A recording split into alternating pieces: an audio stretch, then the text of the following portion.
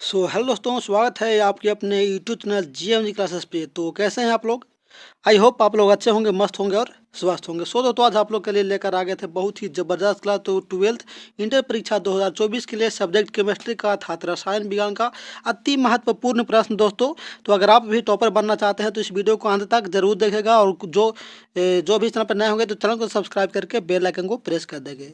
बाकी चलते हैं दोस्तों आज का डायरेक्ट क्वेश्चन की ओर। तो देखिए, आपका फर्स्ट क्वेश्चन इस प्रकार से है, जो बहुत ही लाजवाब है, बहुत ही इंपॉर्टेंट है। क्या बोला दोस्तों? फर्स्ट क्वेश्चन में बोला कि Na3Cr(C2O4) का होल थ्राइस में Cr मतलब क्रोमियम का बोला कि उपसह संयोजक की संख्या कितना हो गया। तो क्रोमियम का उपसह संयोजक जो संख्या होता है दोस्तों वो होता है 3, अर्थात राइट आंसर ऑप्शन ए में नजर आ रहा है। आगे चलते हैं दोस्तों, आपका अगला क्वेश्चन इस प्रकार से दिया गया दूसरा में कि आवर्त सारणी के ग्रुप 16 में ऑक्सीजन के अलावा पाया जाने वाला तत्व कौन सा दोस्तों? तो राइट आंसर हो गया कि ऑक्सीजन के अलावा जो वर्ग 16 के ग्रुप में कौन पाया जाता है? तो सल्फर पाया। कौन दोस्तों? सल्फर पाया जाता है। राइट आंसर ऑप्शन ये हो जाएगा। आगे है तीसरा क्वेश्चन बोल रहा है कि प्रसरण दाब निम्नलिखित में से किस समीकरण द्वारा व्यक्त होता है? तो राइट आंसर होगा दोस्तों क्या? P=CRT। P=CRT के द्वारा प्रसरण दाब को क्या करता है? तो उसके द्वारा समीकरण के रूप में व्यक्त किया जाता है। आगे दोस्तों अगला क्वेश्चन इस प्रकार से, चौथा क्वेश्चन देखिए क्या बोल रहा है कि रासायनिक अधिशोषण अभिक्रिया है। रासायनिक अधिशोषण अभिक्रिया क्या है? तो रासायनिक अधिशोषण अभिक्रिया अनुत्क्रमणीय होता है। क्या दोस्तों? तो अनुत्क्रमणीय के अंतर्गत आता है। राइट आंसर ऑप्शन बी हो जाएगा। आगे दिया गया पांचवा में दोस्तों कि कीटोन का क्रियाशील मूलक कौन है? कीटोन का क्रियाशील मूलक कौन है दोस्तों? तो राइट आंसर हो गया कीटोन CHO होता है। क्या दोस्तों? CHO से व्यक्त किया जाता है, इसलिए राइट आंसर ऑप्शन बी हो जाएगा। एकदम टेंशन लेना नहीं है दोस्तों। एकदम एग्जाम में देखिए शायद 12, 13, 14 से सभी का प्रैक्टिकल है, तो प्रैक्टिकल का अच्छा से तरह से दे दीजिएगा ताकि उसमें जो नंबर है मतलब कि ऐड कर सके। बाकी वीडियो को कंटिन्यू देखते रहेगा एग्जाम तक। देखिए दोस्तों, आपका आपका छठा क्वेश्चन है कि निम्नलिखित में से कौन प्रबलतम भाष्म के अंतर्गत कौन आएगा दोस्तों? तो राइट आंसर हो गया CH3 का होल्ट वाइज इंटू NH। क्या ये NH? Right answer option C हो जाएगा।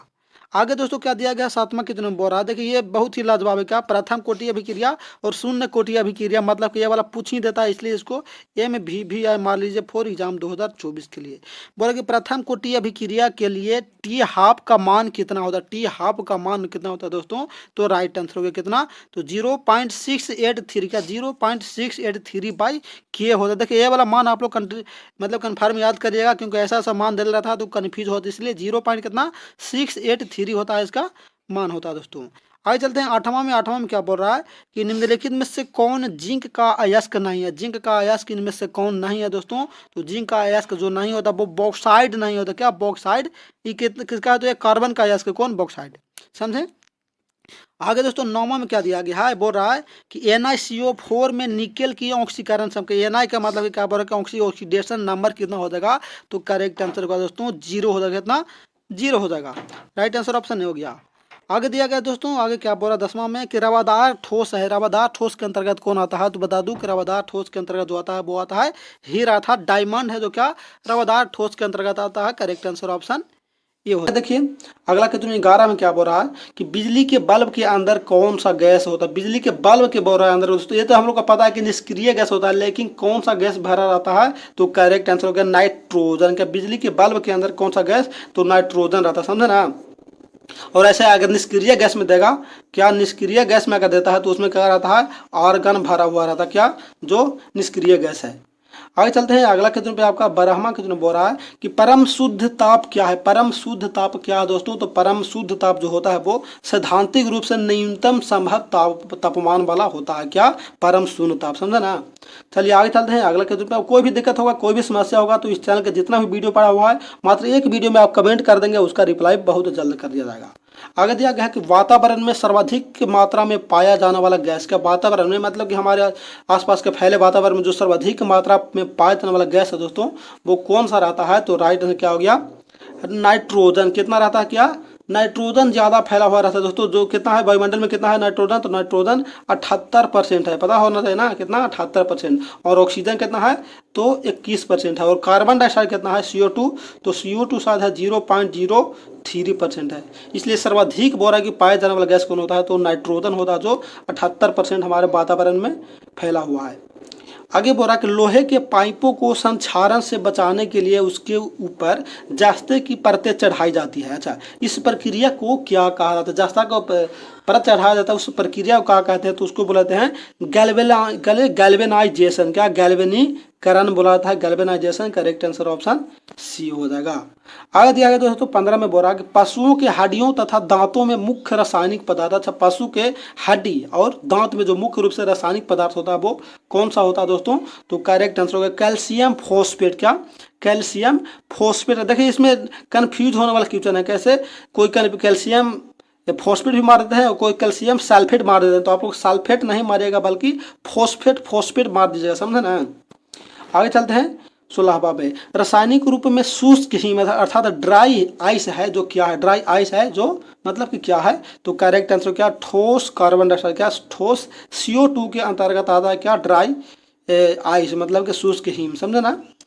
आगे चलते हैं 17 पे, उत्प्रेरक वह पदार्थ। क्या, उत्प्रेरक वह पदार्थ है जो क्या से क्या में परिवर्तन करता है, तो उत्प्रेरक वह पदार्थ है जो रासायनिक अभिक्रिया के चाल को क्या कर देता है, बदल देता है। रासायनिक अभिक्रिया का जो स्पीड होता है उसको क्या कर देता है, डिफरेंट कर देता है, बदल देता है। राइट आंसर ऑप्शन सी हो गया। भाई यहाँ में हम लोग को सभी क्वेश्चन देखना है, easy and moderate and hard सभी देखना, समझे ना। एक कैसे विश्वास कर ले कि सिर्फ इजी ही पूछेगा और ये भी कैसे विश्वास कर ले कि सिर्फ हार्ड ही पूछेगा, इसलिए हम लोग का दोनों देखना है, इजी एंड हार्ड दोनों देखना है। आगे है कि बैटरियों में इस्तेमाल होने वाला बैटरी आप लोग देखे होंगे, समझे ना।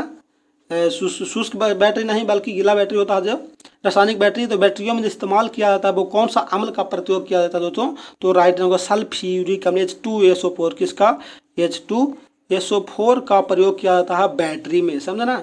गाड़ी का बैटरी देखो, ट्रैक्टर का, टेम्पो का, बस का, ट्रक का देखोगे बैटरी, उसमें H2SO4 का सल्फ्यूरिक, अच्छा हाँ सल्फ्यूरिक का प्रयोग किया जाता है। आगे चलते हैं 19 में क्या होगा, सिरका की प्राकृतिक अम्लीय है, क्योंकि इसमें क्या होता है, सिरका जो क्या है दोस्तों अम्लीय है, इसका जो प्रकृति क्यों है, मतलब कि प्रकृति अम्लीय होने का कारण क्या है दोस्तों, तो करेक्ट आंसर इसका हो जाएगा अर्थात का एसिटिक अम्ल के कारण। क्या, एसिटिक अम्ल का मतलब सिरका में कौन सा अम्ल पाया जाता है, तो एसिटिक अम्ल। करेक्ट आंसर ऑप्शन डी हो जाएगा। आगे दोस्तों 20 में नींबू एवं संतरे में पाया जाने वाला अम्ल। अच्छा, नींबू और संतरा में कौन सा अम्ल पाया जाता है, तो नींबू और संतरा दोनों खट्टा होता है, इसलिए खट्टे पदार्थ में क्या, सिट्रिक अम्ल पाया जाता है। क्या, सिट्रिक अम्ल पाया जाता है नींबू और संतरा में, समझे ना।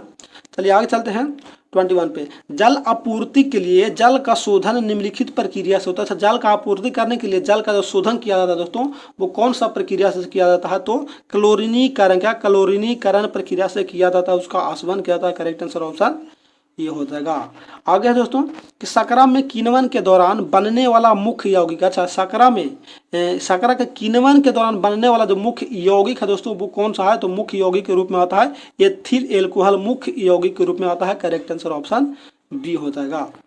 आगे है तो 23 में कि जंतु चारकोल प्राप्त होता है। जंतु जो चारकोल प्राप्त होता है दोस्तों वो किससे प्राप्त किया जाता है, बता दूं कि वायु की अनुपस्थिति में जंतुओं की हड्डियों के जलने से, क्या जंतुओं के हड्डियों के जलने से उसमें क्या होता है, चारकोल प्राप्त किया जाता है। राइट आंसर ऑप्शन डी होगा।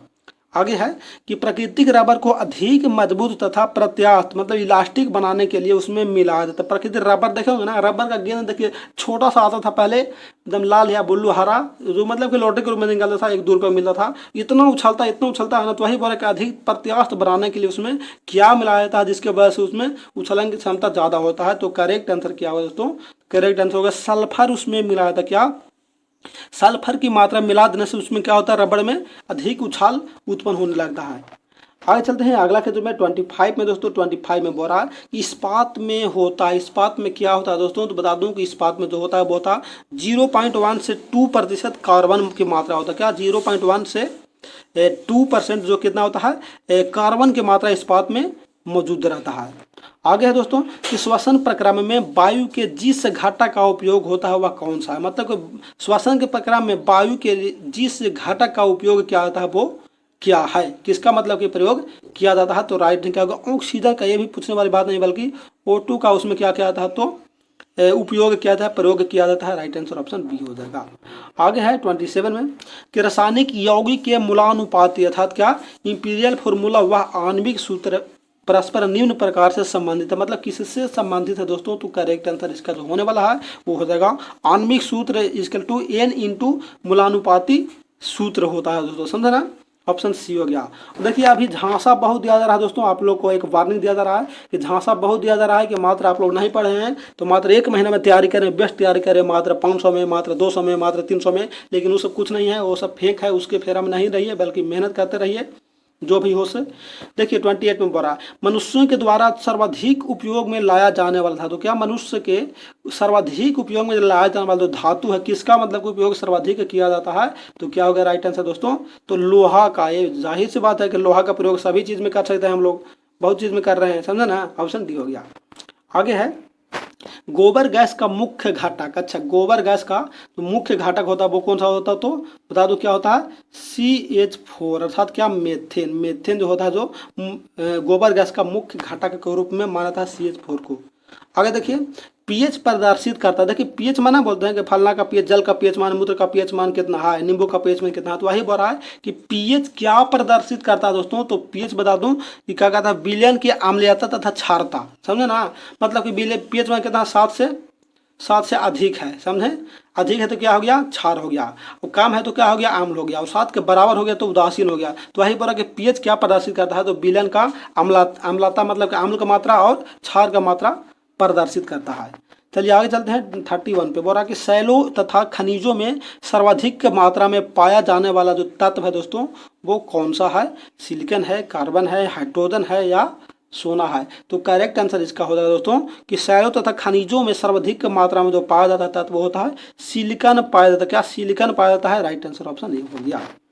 और ऐसा भी आप लोगों को पता होना चाहिए कि इस चैनल पर जो बताया जाता है मतलब कि पैसा कम और माल ज़्यादा, मतलब टाइम कम और क्वेश्चन ज़्यादा बताया जाता है। आप प्रूफ के लिए इस वीडियो को जितना भी चैनल पढ़ा हो, इस चैनल में मतलब जितना भी वीडियो पढ़ा हुआ है आप जाकर देख सकते हैं कि बहुत कम समय में बहुत ज़्यादा क्वेश्चन बताया गया। मतलब किसी अन्य यूट्यूब चैनल से आप कंपेयर करके देख सकते हैं कौन कितना बताया है। सो आगे चलते हैं कि हाइड्रोजन से सबसे अधिक यौगिक बनाने वाला तत्व, क्या हाइड्रोजन से संबंधित बनाकर मतलब कि अधिक यौगिक बनाने वाला जो तत्व है दोस्तों वो कौन सा है, तो राइट आंसर होगा कार्बन। क्या कार्बन है, क्या कि हाइड्रोजन से सबसे अधिक यौगिक बनाने वाला तत्व कौन है, मतलब कि कार्बन हो जाएगा। आगे चलते हैं आग बुझाने के लिए काम में लाई जाने वाला गैस। अच्छा आग को बुझाने के लिए किसका प्रयोग किया जाता है दोस्तों, तो इसका कहता है CO2 का किया जाता है, कार्बन डाइऑक्साइड का प्रयोग किया जाता है आग को बुझाने के लिए। राइट आंसर ऑप्शन सी हो गया। देखिए इसको कहाँ देखे होंगे आप लोग, पेट्रोल पंप देखे होंगे या कोई हॉस्पिटल या कोई कंपनी देखोगे उसमें जो लाल कलर का, रेड कलर किसका, लाल कलर का टंकी जो रहता है इस तरह से मारने के लिए वो किसका हुआ है, उसी में क्या होता है तो कार्बन डाइऑक्साइड की मात्रा में भरा हुआ रहता है। आप पेट्रोल पंप पर गए होंगे तो जरूर देखे होंगे लाल कलर में रखा हुआ रहता है। आगे देखिए सिलिकॉन तत्व में पाया जाता है, सिलिकॉन तत्व में क्या पाया जाता है दोस्तों, तो बता दूं कि सिलिकॉन तत्व में जो पाया जाता है वो रेत की मात्रा, क्या रेत की मात्रा पाया जाता है सिलिकॉन में। राइट आंसर ऑप्शन बी होगा। आगे है दोस्तों 35 में। 35 में बोला कि बॉक्साइट से एल्यूमिनियम धातु का औद्योगिक उत्पादन निम्नलिखित प्रक्रिया से होता है। कौन सा प्रक्रिया से होता है दोस्तों, 35 का राइट आंसर हो गया विद्युत अपघटन प्रक्रिया से उसका क्या किया जाता है, तो औद्योगिकरण किया जाता है। राइट आंसर ऑप्शन सी होगा। आगे है दोस्तों कि जल के साथ स्वच्छ विलयन नहीं बनाने वाला यौगिक, क्या जल के साथ जो स्वच्छ विलयन नहीं बनाने वाला जो यौगिक है वो कौन सा यौगिक होगा दोस्तों, तो राइट आंसर हो गया बेंजोइक अम्ल है जो क्या ये स्वच्छ जल के साथ क्या विलयन नहीं बना पाता है, मतलब ये गंदा जल के साथ वो बना पाएगा क्योंकि स्वच्छ के साथ बना ही नहीं रहा तो क्या करेगा वो। आगे है कि सागर जल में सर्वाधिक मात्रा में पाया जाने वाला पदार्थ, का सागर के जल में मतलब कि महासागर समुद्र के जल में जो सर्वाधिक मात्रा में पाया जाने वाला जो पदार्थ है दोस्तों वो कौन सा पदार्थ है, तो करेक्ट आंसर हो गया साधारण लवण। ये भी पूछने वाली बात है, NaCl, क्या NaCl सोडियम क्लोराइड साधारण नमक उसमें पाया जाता है, ये तो पता है सभी को। आगे है 38 में दोस्तों कि किसी तत्व की परमाणु संख्या निम्नलिखित की संख्या के बराबर होता है, मतलब किसी तत्व का जो परमाणु संख्या होता है दोस्तों वो किसके बराबर होता है, तो नाभिक के प्रोटॉन के, क्या नाभिक के प्रोटॉन के बराबर होता है दोस्तों। राइट आंसर ऑप्शन बी होगा। आगे है कि ग्लूकोज के किण्वन का अंतिम उत्पाद, अच्छा ग्लूकोज के किण्वन का जो अंतिम उत्पाद होता है वो क्या होता है, तो CO2 तथा H2O, CO2 तथा H2O होता है क्या ग्लूकोज के किण्वन का अंतिम उत्पाद, समझे ना। अब ग्लूकोज का सूत्र क्या होता है दोस्तों, तो C6H12O6 ये ग्लूकोज का सूत्र होता है, समझे ना।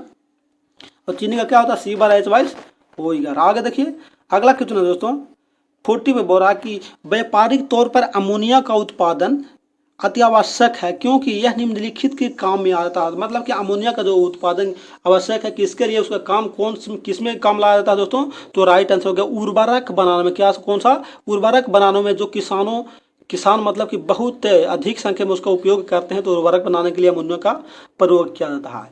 आगे दोस्तों कि ऐसा प्राकृतिक पदार्थ जो केवल एक ही तत्व से बना हुआ है और जिससे ऊर्जा प्राप्त किया जा सकता है, निम्नलिखित में से मतलब कि कौन है, तो जाहिर सी बात है कि कोयला होगा। क्या, एक ही पदार्थ से तत्व से बना हुआ है और जिसका ऊर्जा प्राप्त करने के लिए, एनर्जी प्राप्त करने के लिए किया जाता है, तो किसका, कोयला को दोस्तों। आगे देखिए, लोहे के उत्पादन के लिए जिस कच्ची वस्तु का इस्तेमाल किया जाता है वो कौन सा है, तो वो हो जाएगा दोस्तों क्या, कोक हो जाएगा। क्या, लोहा को बनाने के लिए, मतलब कि जिस कच्ची वस्तु का जो इस्तेमाल किया जाता है किसका, तो कोक का प्रयोग किया जाता है। राइट आंसर ऑप्शन ये हो गया।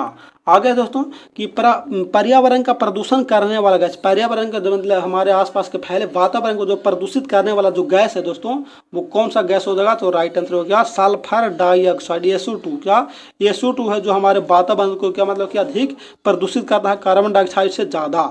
कौन, सल्फर डाइऑक्साइड।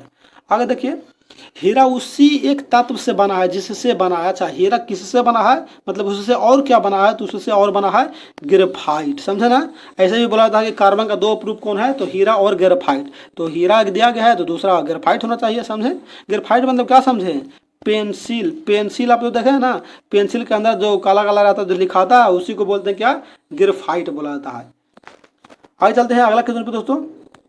45 में क्या बोल रहा है कि सल्फ्यूरिक अम्ल के औद्योगिक उत्पादन में काम आने वाला दो गैस। अच्छा, सल्फ्यूरिक अम्ल के बोरा के औद्योगिक उत्पादन में जो काम आने वाला दो गैस, इनमें से कौन सा दोस्तों, तो दो गैस हो जाएगा सल्फर डाइऑक्साइड और ऑक्सीजन। क्या, सल्फर डाइऑक्साइड और ऑक्सीजन है जो सल्फ्यूरिक अम्ल के औद्योगिक उत्पादन में काम आता है।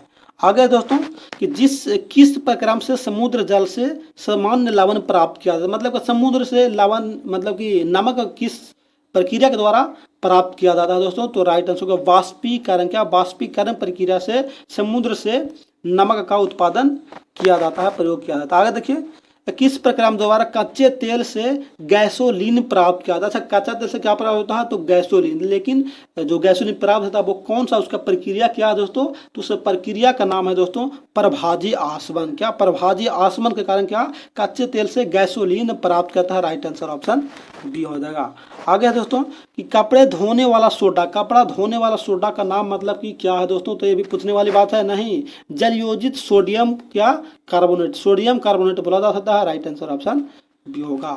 आगे है कि कठोर जल साबुन के साथ अच्छी तरह से झाग क्यों नहीं बनाता, तो जो कठोर जल है और साबुन के साथ अच्छी तरह से मतलब झाग क्यों नहीं बना पाता दोस्तों, तो राइट आंसर उसका हो गया क्या, कि इसमें कैल्शियम तथा मैग्नीशियम के कार्बोनेट होता है। अच्छा, कौन बोला, कठोर जल मतलब क्या, गंदा जल। कठोर जल मतलब क्या, गंदा जल है जो साबुन या सर्फ के साथ अधिक झाग नहीं पैदा करता। क्यों, क्योंकि इसमें कैल्शियम तथा मैग्नीशियम के कार्बोनेट मिले होते हैं जिसके वजह से झाग नहीं बना पाता है। आगे है दोस्तों कि बेकिंग सोडा का रासायनिक नाम क्या है। बेकिंग सोडा का रासायनिक नाम पूछने वाली बात नहीं है, बल्कि सोडियम बाइकार्बोनेट, सोडियम बाइकार्बोनेट होगा क्या, बेकिंग सोडा का रासायनिक नाम। चलिए आगे चलते हैं। देखिए 50 क्वेश्चन हम लोग बहुत कम समय में देख लिए, मतलब कि कितना, तो 18 से 20 मिनट में हम लोग पूरा क्वेश्चन देख लिए। तो आप कंपेयर करके देख सकते हैं क्या इसमें क्या खासियत है या नहीं है। तो आगे चलिए 51 पे बोला कि तापमान के केल्विन पैमाने पर जल का जो क्वथनांक होता है दोस्तों, वो कितना उसका क्वथनांक होता है, तो राइट आंसर होगा दोस्तों 373। कितना, 373 केल्विन होता है दोस्तों, समझे ना। चलिए आगे चलते हैं। अगला बोल रहा है कि दूध निम्नलिखित का उदाहरण है। दूध मतलब कि किसका उदाहरण के अंतर्गत में आता है, तो दूध दोस्तों बता दूं कि राइट आंसर पायस, किसका, इमल्सन के रूप में आता है दूध। राइट आंसर क्या हो गया, ऑप्शन सी होगा। आगे चलिए अगला क्वेश्चन बोल रहा है कि बारूद निम्नलिखित का मिश्रण है। मतलब बारूद ना, मतलब बारूद, बम बारूद, वो किसका मिश्रण किया जाता है दोस्तों, तो राइट आंसर क्या हो गया, नाइट्रेट सल्फर व काट कोयला, मतलब चारकोल का मिश्रण हो गया, नाइट्रस सल्फर का दोस्तों, समझे ना। आगे चलिए अगला क्वेश्चन पे दोस्तों आपका 54 पे बोल रहा है कि खाद्य परिरक्षक अर्थात क्या, प्रिजर्वेटिव के रूप में सर्वाधिक उपयोग में लाया जाने वाला जो पदार्थ है दोस्तों, वो कौन सा है, तो सबसे अधिक पदार्थ में लाया जाता है बेंजोइक अम्ल के रूप में। कौन, बेंजोइक अम्ल का खाद्य परिरक्षक के रूप में प्रयोग में लाते हैं। आगे दिया गया है कि कपड़ों के रंग का विरंजन, क्या कपड़ों के रंग का विरंजन या ब्लीचिंग करने वाला अभिकर्मक इनमें से कौन सा है, समझे ना। तो राइट आंसर क्या हो गया, राइट आंसर हो गया सल्फर डाइऑक्साइड। क्या, सल्फर डाइऑक्साइड है जो का कपड़ों के रंग का विरंजन करने में अधिक उपयोग में लाया जाता है, समझे ना। आगे चलिए 56 पे बोल रहा है कि वह रासायनिक अभिक्रिया जिसके घटित होने से ऊष्मा बनती है, जिसके घटित होने से क्या ऊष्मा बनती है, उसको क्या बोला जाता है, तो उसको बोला जाता है दोस्तों ऊष्माक्षेपी अभिक्रिया। ऊष्माक्षेपी अभिक्रिया का परिभाषा दिया गया क्या, वह रासायनिक अभिक्रिया जिसके घटित होने से ऊष्मा बनती है उसको क्या बोलते हैं, तो ऊष्माक्षेपी अभिक्रिया बोला जाता है। आगे है दोस्तों कि किसी ठोस वस्तु को गर्म करने से, क्या ठोस वस्तु को गर्म करने से उसका जो सीधे गैसीय रूप में परिवर्तित हो जाने का प्रक्रम को क्या बोला जाता है, तो उस प्रक्रम को बोला जाता है दोस्तों ऊर्ध्वपातन। क्या, ऊर्ध्वपातन बोला जाता है। करेक्ट आंसर ऑप्शन सी होगा। आगे है दोस्तों कि किसी भी रासायनिक यौगिक की न्यूनतम संभव जो इकाई होता है दोस्तों वो कौन सा इकाई होता है, तो अणु, उसका अणु इकाई में किया जाता है दोस्तों। राइट आंसर ऑप्शन डी होगा।